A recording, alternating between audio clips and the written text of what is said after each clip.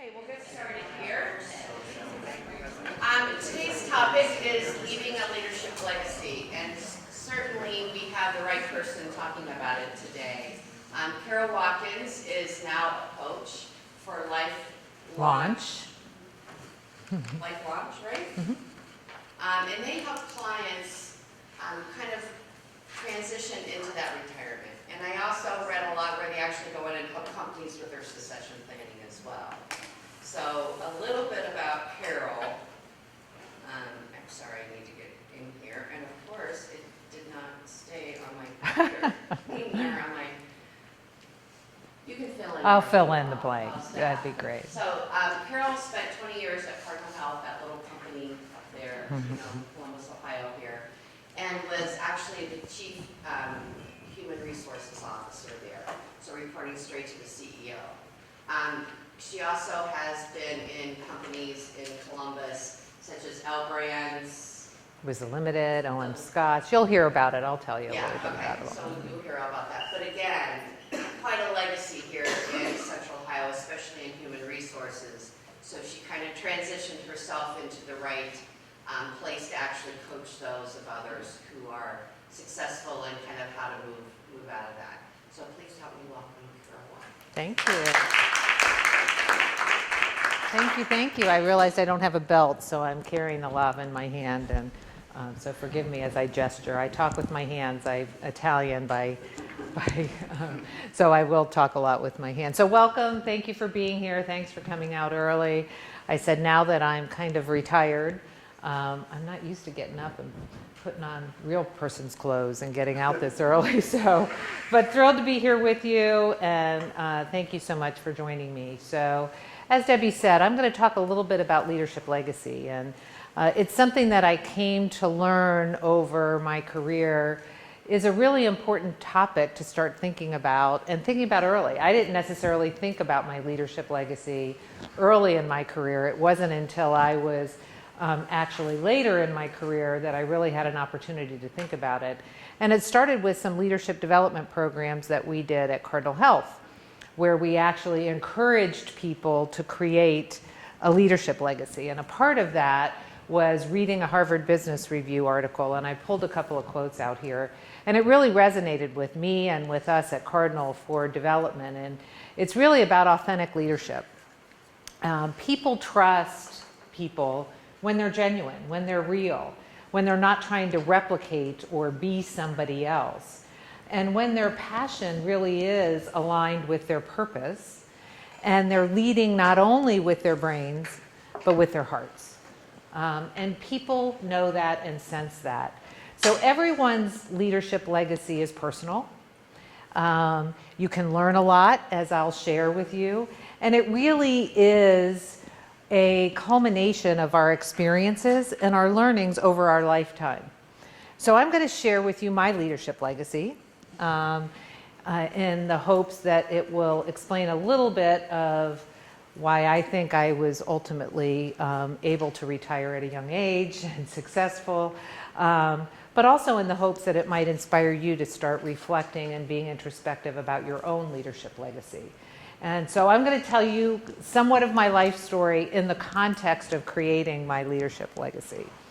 So I ultimately determined that what made me tick and what made me successful was aligning my goals with others and then focusing on helping them be wildly successful. So just imagine a world where everything you're doing, you have aligned goals with the people you're working with, and then everyone's focused on making everybody else wildly successful. Wouldn't we all be wildly successful? The hard part in this is aligning goals. So you got to do that up front, and sometimes that takes some work. But ultimately, if everyone knows I've got your best interest in heart because it aligns with my best interest, it will drive extra success. So how did I come to determine this? This is when I was the most happy, was when I was able to work in this kind of an environment. So I'm going to tell you that story. I had a very traditional beginning. I grew up in a middle-class family. I'm very taking a chance here showing you some of these pictures, I will say. Bad hair. But I had 3 brothers and a stay-at-home mom. I was the only girl, obviously, and my mom was a very traditional stay-at-home mom. Very selfless, very giving. It was all about what we needed. As I mentioned, we were a middle-class family, so on a tight budget. So if I wanted those designer jeans for my birthday, Mom might not have gotten her hair done as many times that month as she would normally. So Mom's lessons that I learned were all about giving and selflessness and things that I still cherish very much today. My brothers, on the other hand, had a different idea of what they were going to teach me. I had two older, one younger. The older ones taught me to be tough, to be thick-skinned, to be resilient. Probably my younger one taught me a little patience. They weren't lessons I always appreciated from my brothers, but lessons that I took with me along the way. So I know it's hard to believe, but I didn't dream as a child of being the head of HR of a Fortune 20 company. In fact, I started my college education at Miami University thinking I was going to be a special ed teacher. I used to tease the executives I worked with that sometimes I think it's what I did. But ultimately, after my freshman year at Miami, my dad left my mom, and my mom didn't handle it very well. So I stayed home, and I became mom to mom and my then 13-year-old brother. And it was watching my mom try to find her independence and her identity that I think really in reflection resonated with me as I can never lose that. I have to have my own independence and my own identity, because it took her a long time to try and find that and to figure out that you've really got to balance those strengths. You've got to balance that selflessness and that giving with your own identity and doing things that are important for you. Those are equally as important as those other things. So it's something that I think even in your career, as you think about balancing your strengths, people's strengths can become weaknesses because they're overdone. You've got to be able to balance them. So it's a great lesson. So during this time, I got a job at Huntington National Bank in the personnel records room. It wasn't human resources then. It was the personnel records room. It was a very busy place, and I can remember distinctly I was making $6,800 a year and working full-time, and I thought if I could just be an employment interviewer and make $10,000 a year, I'd have it made. So I had some aspirations. They might not have been lofty aspirations at the time, but they were aspirations nonetheless. And I think it's also important to have those aspirations. Some of them short-term, some of them long-term. But what I've also learned is that you have to balance those with performing in the here and now. I had a chance to work with a lot of executives that had really lofty aspirations and places that they wanted to go, positions. They had this theoretical ladder that they were climbing in the corporate world, and got so focused on that, they forgot to perform in the here and now.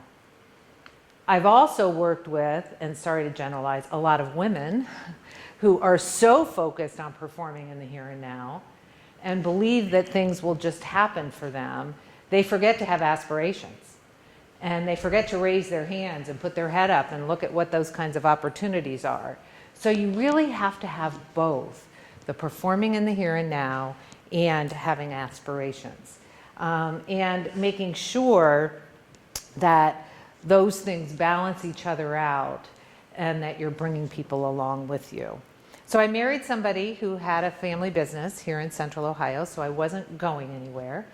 And fortunately, Columbus was a growing place, so I had the ability to work for some really great companies. So I mentioned Huntington.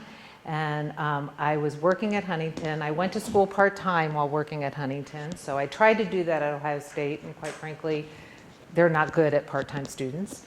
So I ultimately went to Franklin and got my degree while I was working at the Huntington. I was an employment interviewer making $10,000 a year at that point. So I had achieved that aspiration, and I got recruited away to go to Lazarus, then a division of Federated for those of you who don't remember Lazarus. It's now Macy's.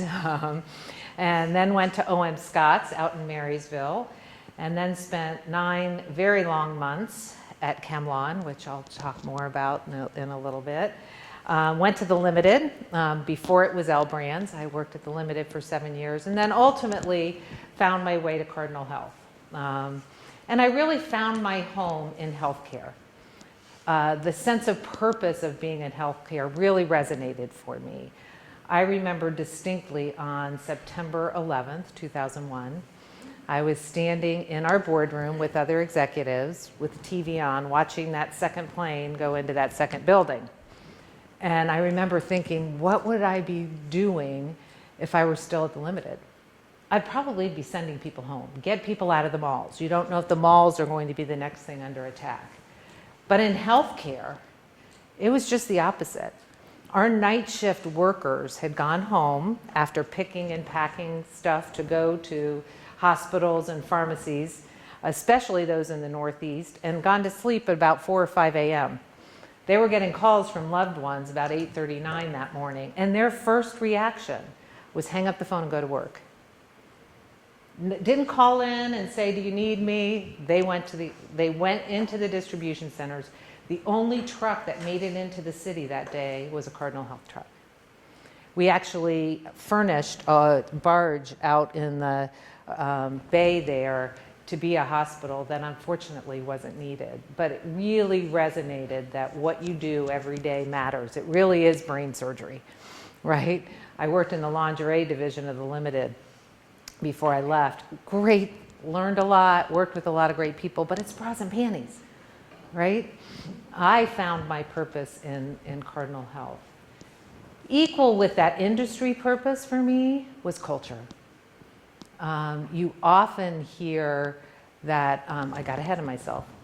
So I'm going to back up a little and talk about my experiences. So I worked for some really good companies. Not all of them were number one in their industry. Not all of my bosses were great. Not everybody I worked with was perfect, but I learned from each one. Sometimes you learn as much, if not more, from the bad ones as you do from the good ones. So every experience counts. You got to take those learnings all along the way. It's also important, I think, to create your own path. Nobody's career is identical to somebody else's career. So that theoretical ladder that people were climbing, you really have to look around and say, what's right for me?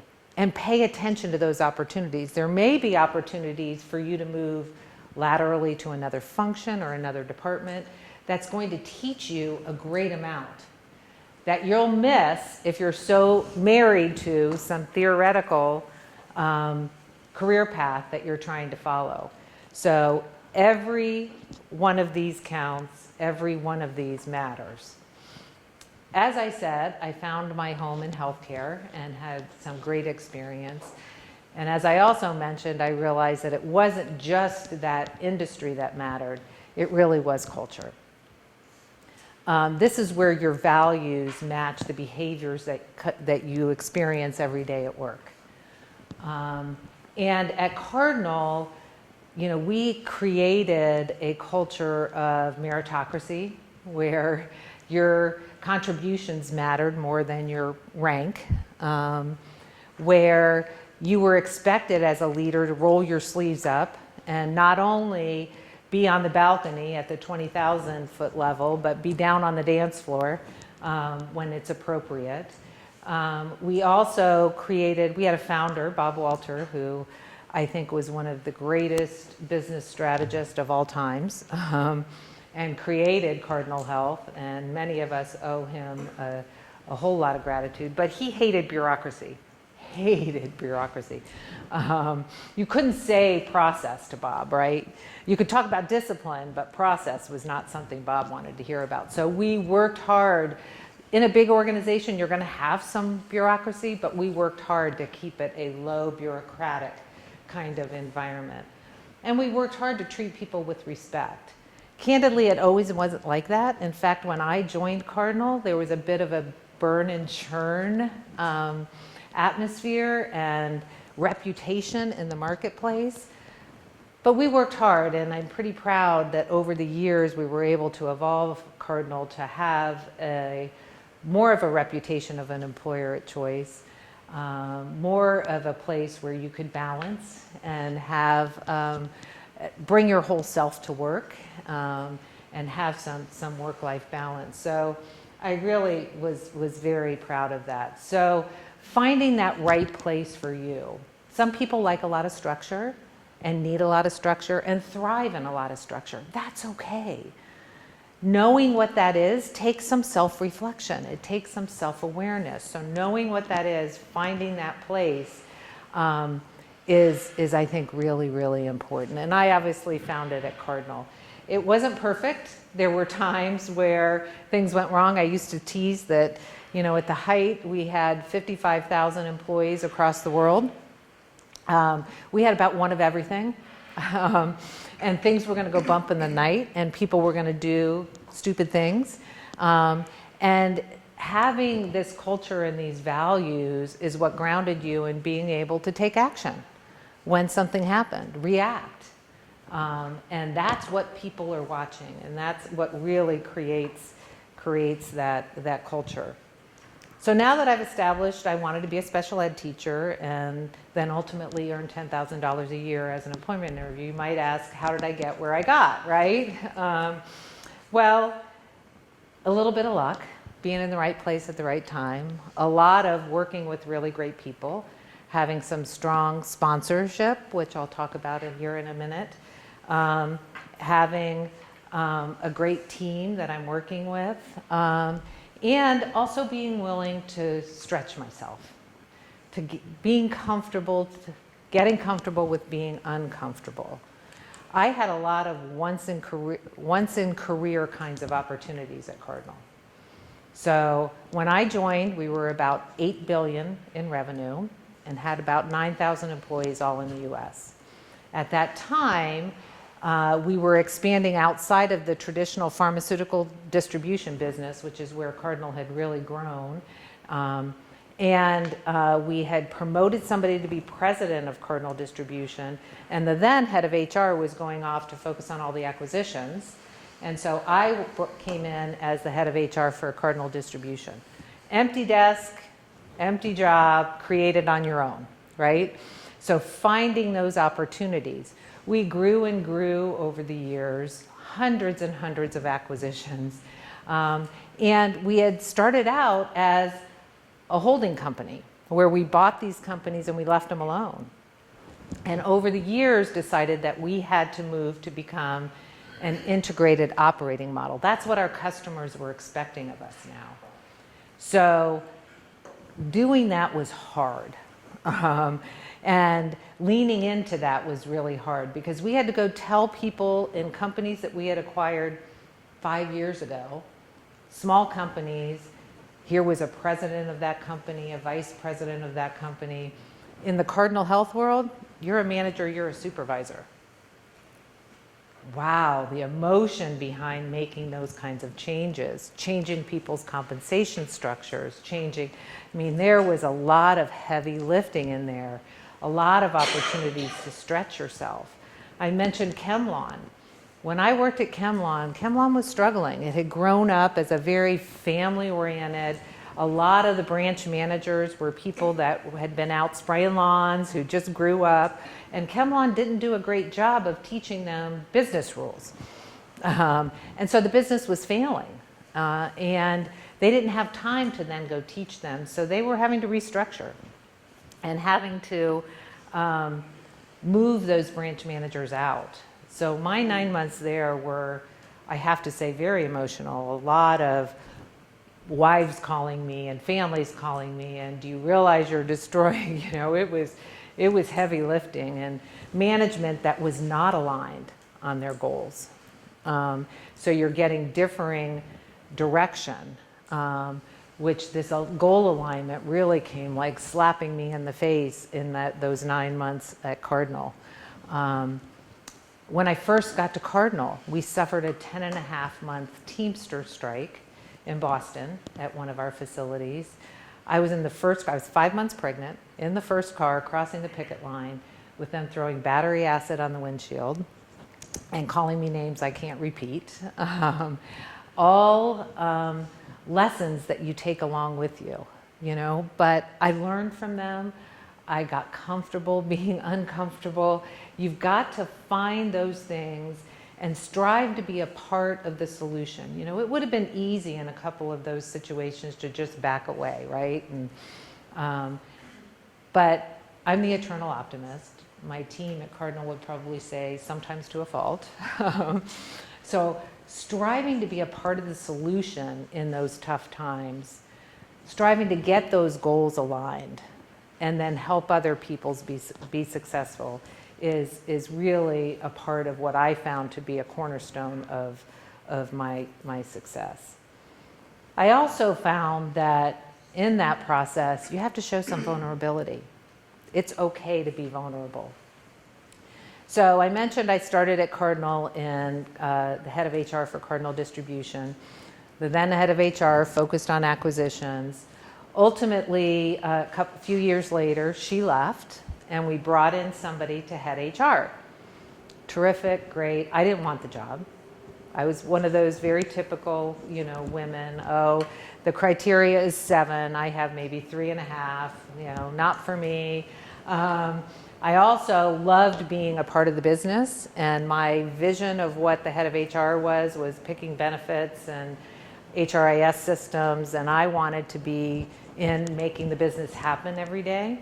So new head of HR comes in, and quickly 3 months later gets promoted to be chief administration officer. So he was going to have a bunch of functions reporting to him, and he was going to replace himself as the head of HR reporting to him.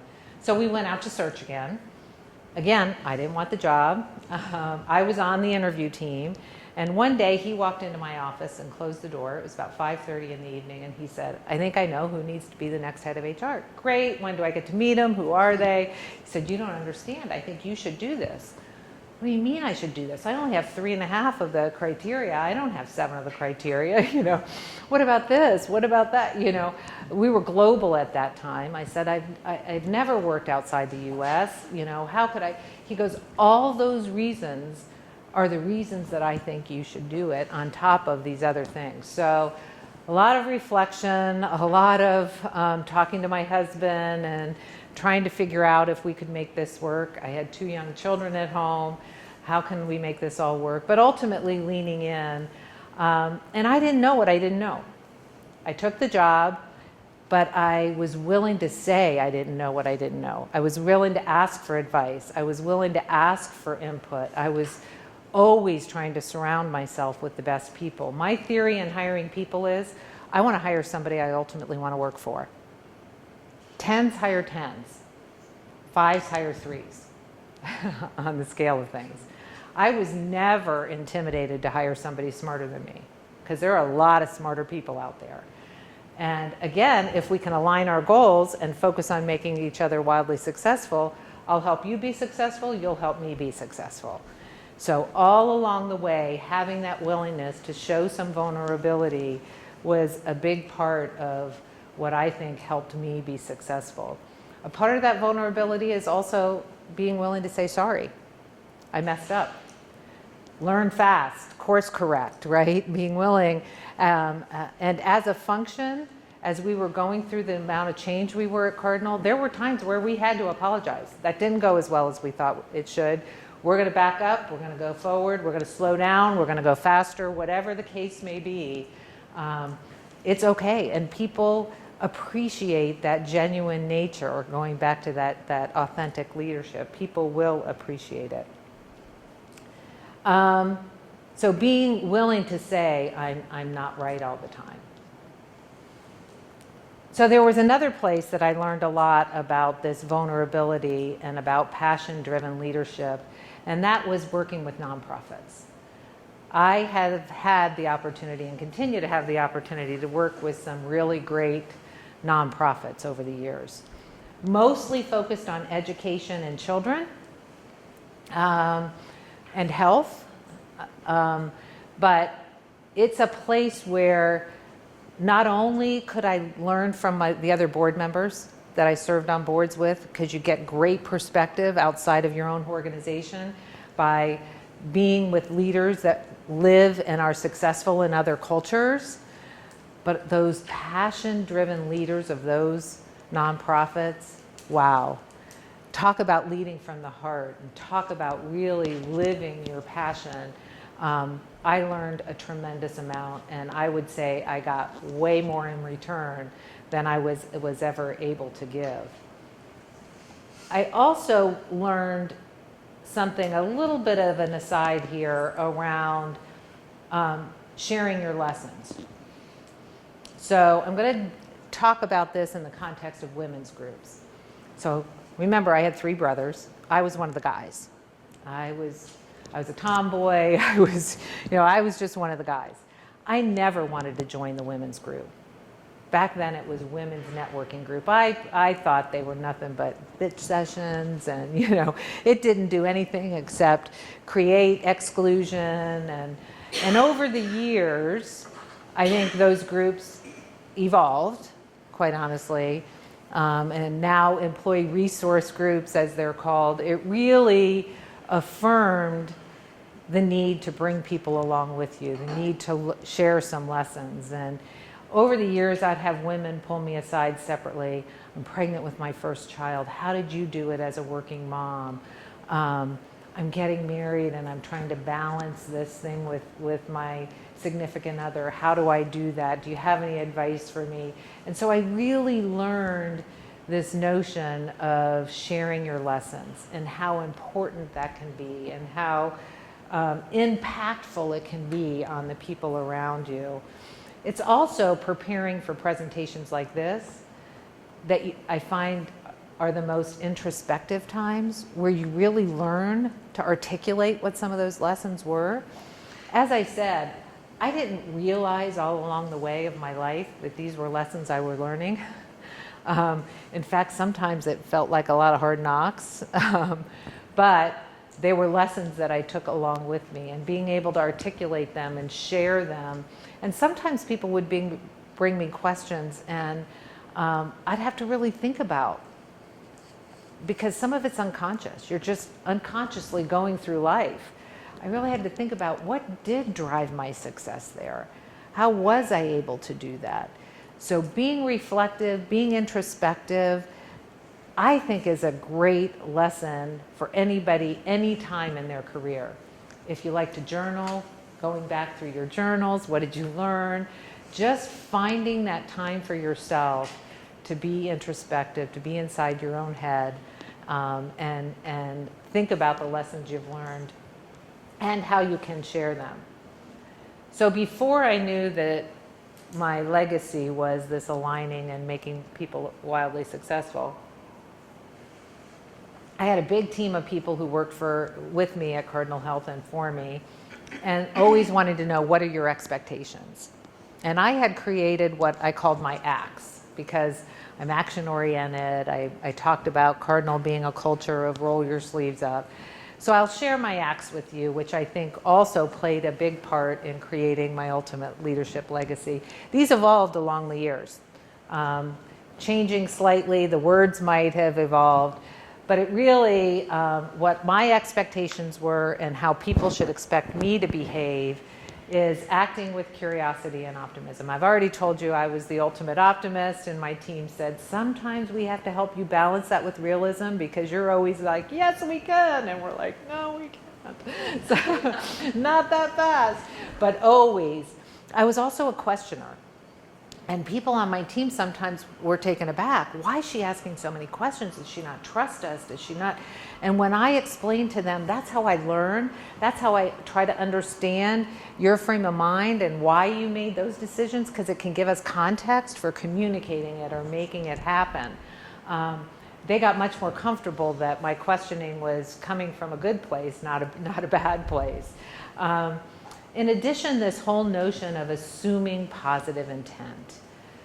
This came like in my face at that time at Cardinal, when we were going through the transition from a holding company to an integrated operating model. And I had HR people in the field, and then I had corporate HR, right? I'm from corporate and I'm here to help. who were kind of the COEs kind of thing, right? And the managers in the field all told me, I love my HR person. I just hate HR, right? We were implementing a bunch of change, right? It was employee self-service, manager self-service, common performance management plans, compensation structure. We were doing all this stuff to them as they saw it. And their business partners in the field were going, I know. Those people at corporate, they don't know what it's like to live out here, right? And the people in corporate were going, those people in the field, they can't implement anything, let me go out and implement it. And I had to do some really big powwow. At one point in my acts, it was act with one voice. For a long time in the HR department, I said, behind closed doors, we can battle it out, we can talk about what direction, but ultimately when we go out and our face to the business, if I hear any business partner say, you're right, those dummies at corporate, your answer needs to be, I am sure that is not the way they intended it. I'm sorry that you had that experience. Let me call them and help figure out how we can make it right. Align our goals, focus on helping the other one be wildly successful. And ultimately, I think that's how we got through what ended up being not one HR transformation, but two. Because we went through the heavy lifting, the company that we had outsourced with went out of the business, we had to transition again. And the way we got through that was this curiosity, optimism, acting with positive intent and assuming positive intent. Treating people with respect. In HR, we're on the front lines of making very difficult business decisions. Oftentimes it's telling somebody they didn't get the promotion they wanted. It's telling somebody their job's been eliminated, a reduction in force, whatever it is. And our responsibility is to do that with the respect and dignity of every individual. So at Cardinal, when there were reductions or there was a position elimination, it was very rare that somebody got walked out the day they were told. They didn't get stupid overnight. This is a business decision that impacts them. They had the opportunity to go home the day they were told, but they could come back and finish a short-term project that they were working on. They could come back and say goodbye to their colleagues. They could come back and maybe try to apply for another job that could be open. There was a definitive timeline. We had to have that. But we needed to treat these people with respect. Everybody else that's staying's watching, right? So it was rare. We had times where we had to walk people out, whether it was for safety, security, or business reasons, but it was the exception, not the rule. The respect and dignity of the individual matters. I've also talked about showing vulnerability, acting with accountability, doing what you say you're going to do, following through, focusing on helping others be successful, and then ultimately being resilient, but knowing when to walk away. There are battles worth fighting and there are battles not worth fighting. And you've got to decide that. And if you run into walls on a battle that's worth fighting, backing up, regrouping, and finding a different way around matters. Retreating in every case is wrong. And you will not be successful if you retreat. Most importantly in all of this is you have to act, you have to move forward, and you have to have a little fun. We spend a lot of time at work, and we spend a lot of time with the people that we work with. So having some fun along the way is really important.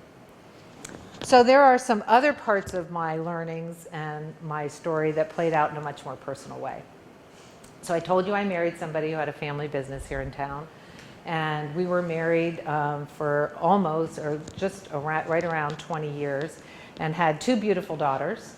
But ultimately, our marriage fell apart.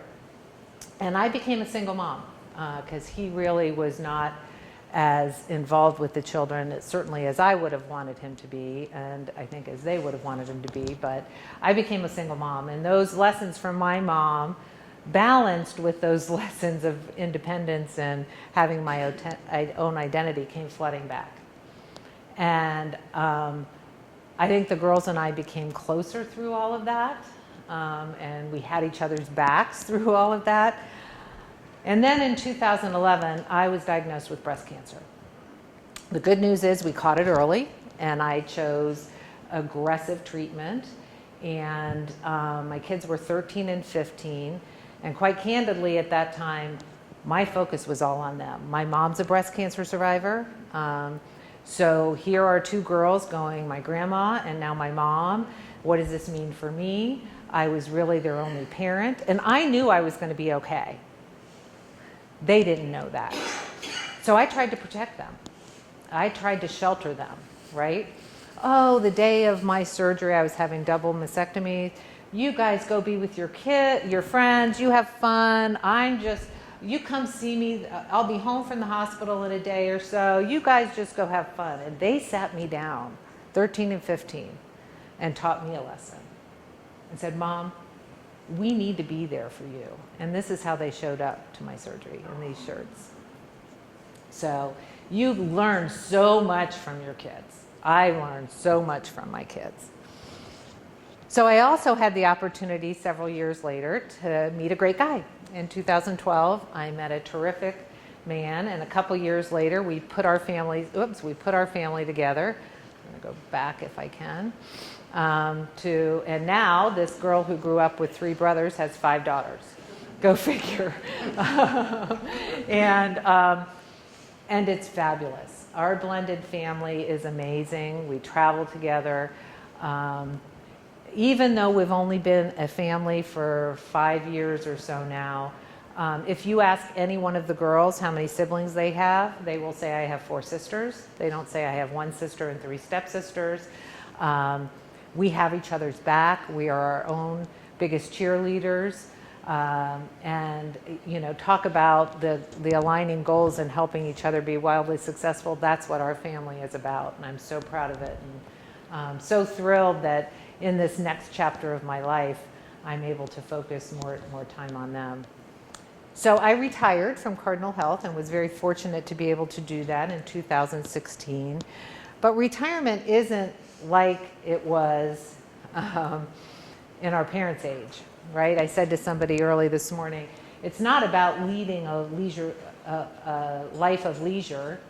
It's about leading a more leisurely life and doing the things that are really important. So I'm still able to be involved in several of the nonprofits. I'm still on boards of several of them. Serious Fun is the parent company of Flying Horse Farm. So it's a camp for seriously ill kids. And Serious Fun is the global network of camps, about 16 of them across the world now that I'm also on the board of. After retirement, I was able to get on a company board, so I'm on Delta Dental's board. In fact, right after this, I'm driving to Michigan for a board meeting. So I was able to do that. I'm actually on 3 of their affiliate boards. And as Debbie mentioned, I'm also involved with Life Launch. A couple of my colleagues are here. So this is my opportunity to give back to people that are going through what I went through in thinking about repurposing myself in retirement. Because I really think retirement is about repurposing. There are lots of decisions to be made. And oftentimes, as you're getting ready for retirement, it's all about the financial planning, right? Can I financially do it? And you forget about the rest of life, right? What am I going to do with my time? What's this going to mean for my relationships? How's my spouse going to think about this? How will I stay connected and feel meaningful and have purpose in my life? So that's what Life Launch does. In addition, in working with individuals well before they're ready to retire. So we might start working with individuals 5-7 years before they think they're ready to retire, to help them lead their leadership legacy, to help them build succession within the worlds that they've built, because that's the way you want to leave it. You want to leave it better and moving forward. And so if we have that ability to do that, that's what we do at Life Launch. I've also stayed very involved in HR. So there are a couple of organizations. The Peer Roundtable of HR is a group of CHROs that get together and are great networking. It's kind of off the record conversations It's lonely at the top is really true. And so you can bounce things off of one another. We can put best practices together. The National Academy of HR is an honorary program that I was very flattered to be inducted into in 2013. It's one of the highest awards that an HR executive can get, and I now sit on their board. We run an HR academy every year for people that are newly promoted into CHRO jobs, and then we honor and actually give scholarships to people in master's programs for HR. So it's all around continuing to advance the profession of HR, which obviously I have some passion for. So a part of Life Launch is evolving your leadership legacy to your own personal mission statement. This is the first time I've shared my personal mission statement. It will evolve. I'm sure it will evolve. But I think as you read that, you can see some of the things that I've talked about in my leadership legacy. So I'll read it to you because I know it's pretty small. I am a caring, kind, active person that gives time, energy, and talent to family, friends, and organizations I care about. Remaining personally active and healthy is critical to me, and keeping my mind active by engaging with smart people and helping others be wildly successful. I'm sure this will continue to evolve. I hope it will continue to evolve because I hope I'm a consummate learner and I'm always learning. But that's my personal mission statement. That's what I'm focused on as I've repurposed my time in retirement. And I hope that maybe I've inspired you to think about and reflect on your life story, your lessons learned, being self-aware, all of those things listed here to create your own leadership legacy and evolve your own leadership legacy, because your life story is going to change. And watching for those things to happen and creating your own path. Ultimately, I found mine in aligning goals and helping others be wildly successful. I hope you find yours, and I'm happy to answer any questions. How do I do?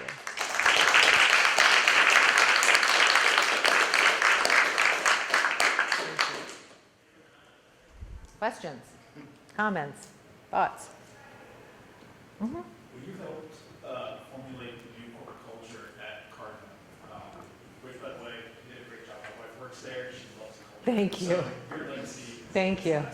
What were some of the challenges you faced at such a large organization, helping improve that? Yeah, it's a great question around, and there are a lot of challenges. And as I mentioned, with 55,000 employees, you have one of everything. So we started, and the culture, I think one of the things that you have to remember is that it doesn't change overnight. This is very much a journey, not a destination, and you'll never arrive. There are still going to be things that happen that are going to set you back. So I think reinforcing it at every turn, embedding it in everything that happens, in your hiring practices, in your performance management practices. So, the whole what and how. So your culture needs to be embedded in the how. So somebody who's driving results, but they're not acting in keeping with the culture, you got to make some tough decisions. And there were times where we had people like that we had to call on the carpet. And you had to say, you either fix this and let us help you fix this, or you can't stay here. And those are tough decisions. I think one of the other things that was a real challenge was being in a global company. And not all of our values, not everything translated perfectly. And so thinking about in China, when you're talking about a meritocracy, and China is a very authoritative line of command, and you never had open door policies. You had to follow a chain of command. So thinking about it in that kind of a culture, and having the people there help you take the notion and the thought of that in a way that would make it right in that culture was a real learning for us along the way. And it's an everyday process. We actually took the executive team off-site for 3 days to begin the process, and then we tested it. We went out and tested it with employees. And we said a part of our values and our culture are aspirational. This doesn't mean we're behaving like this today. It might be an aspiration that we want to get to. And you need to be, again, this was part of that aligning goals, and you need to help us get there. And the way you're going to help us get there is, first of all, by you acting this way, and second of all, helping others understand when they're not. Assume some positive intent in that. People don't come to work every day figuring out how they're going to screw you up. Right? So assume some positive intent and help people along the way. So there were lots of lessons. Mm-hmm. I'm curious about the personal side of how you balance lessons learned with marriage, career. What are you willing to share for aspiring young female leaders Yeah. who also want to be successful as a wife and a mother? What are your thoughts on that? Yeah, it's obviously I had some success and I had some failure. My first marriage fell apart. I think I'm better for it now, but didn't feel that way at the time. But it was hard. Quite honestly, my first marriage, part of the reason my marriage fell apart was I was more successful than him. And I married a macho guy. That's what I fell in love with. That's what I married. And he had a hard time. He was in a family business that ultimately he decided to leave because he didn't agree with his brother and sister on the direction of the company. So he ended up leaving. So he's unemployed. I'm climbing the corporate ladder. He was very supportive of me taking that leap into the CHRO role that I mentioned earlier. But ultimately, when I was gone in China for a week or so, he was resentful. And I probably at the time made the mistake of muscling through and saying, I can make it right for everyone. I can do it all. I can still be the one that is running around getting the kids to soccer practice. I created a village. I hired a nanny.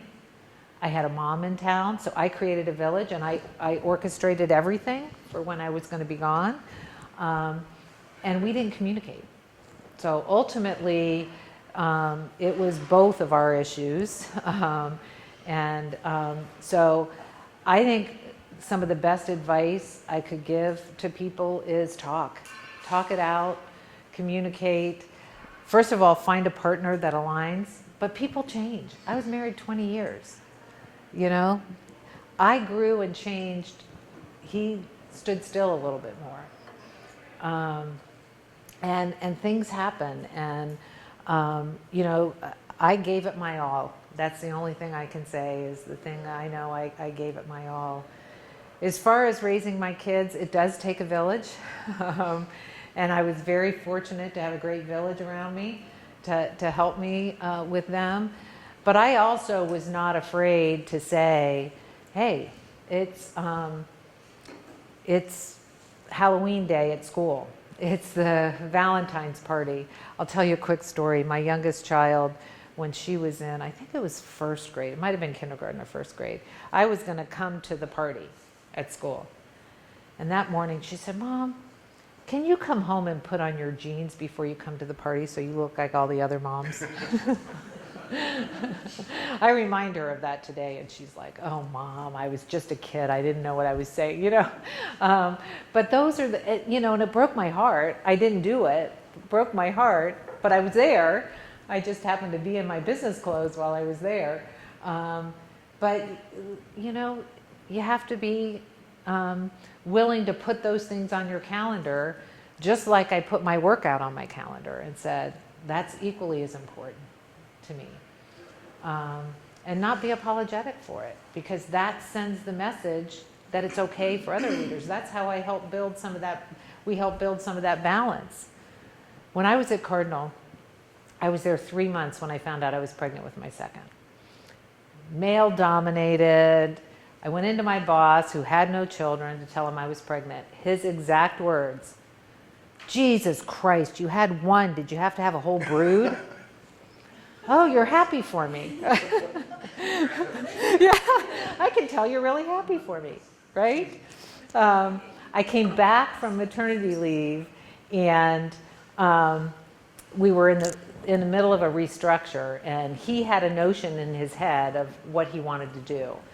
And I had just some differing points of view. So I said, well, what about this and what about that? And why couldn't we if we really want to leverage this guy's strength, we should put him in this job. That's what he's really good at. He's unhappy doing what he's doing over here. Let's put him over here. And we came out and ultimately did what I recommended. And he looked at me and he goes, oh, thank God. Thank God what? That pregnancy didn't zap all your brains. I said, don't you ever say that again, ever. And this is a man I learned so much from. So I know I'm painting it into, he meant no harm. He really meant no harm. He didn't know what he was saying, right? And I had the ability to go, don't you ever say that again. So there are lots of lessons, and it wasn't perfect, but I had some great people around me. So I've talked before about coaching, mentoring, and sponsorship. And they're all important, right? A coach is somebody who talks to you, right? And a mentor is somebody who talks with you, and you have conversations.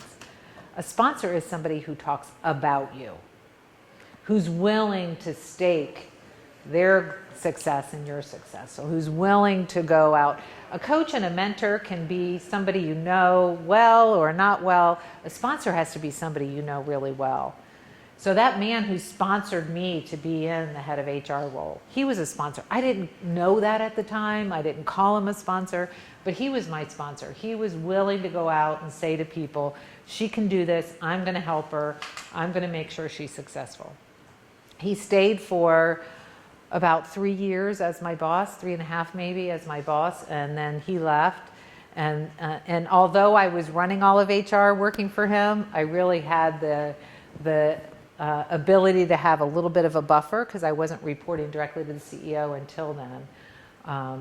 And then at Cardinal, another one of those once in a career kind of opportunities, actually I did it twice, was 2 CEO changes.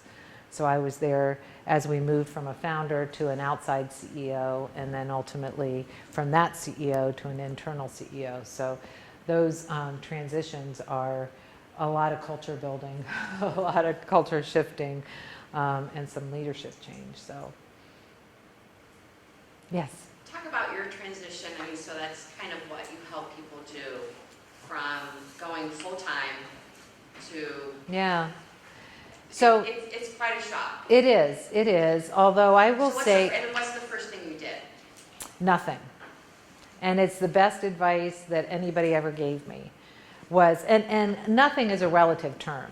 I was still sitting on several boards. So I had board meetings that I was attending, right? I did some travel. I took the whole family to Australia. So I planned a trip shortly after retirement, and I took all 7 of us to Australia for a couple of weeks. That was my retirement gift to myself and the family. So I planned a trip. But the best advice was give yourself some time to decompress. And a big part of me was this identity that I had outside of work. I have worked with people, men and women, who put their whole life is who they are at work. Their whole identity is around who they are at work.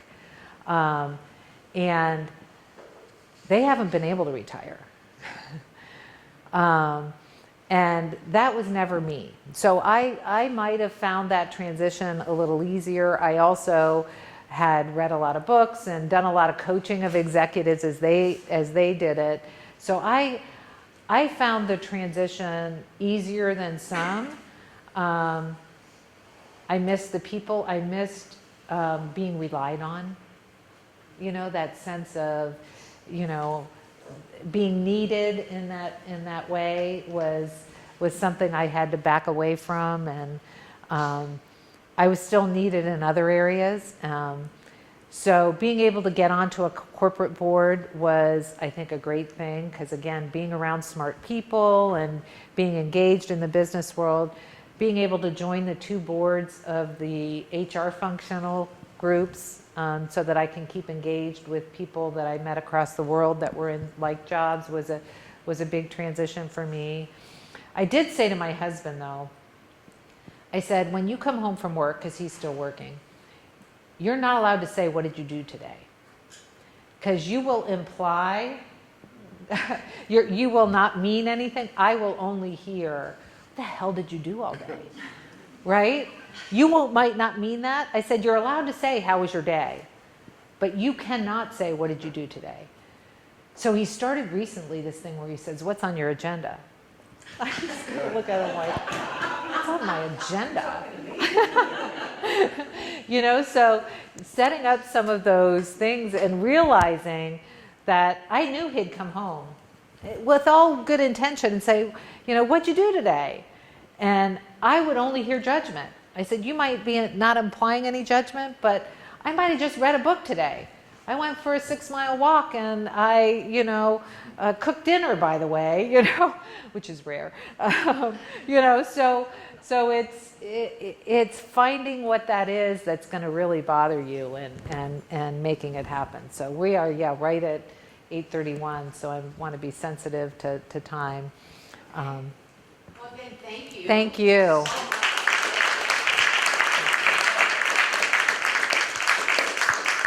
It would be a great conversation. And Sam, do you see why now we do leadership philosophies where we do? So Sam's a CODA, and I did a leadership development training down there, and we end with a leadership philosophy. So that was your leadership There's a great philosophy. Harvard Business Review article on authentic leadership that can be a great leverage point for that. So we so appreciate that. Thank you. Thanks for being here. Thank you for coming this morning. We will be back July 16th with Alex Fisher. Oh, put that fun. on your calendar. Great. Thank you. Have a Thank good you. day.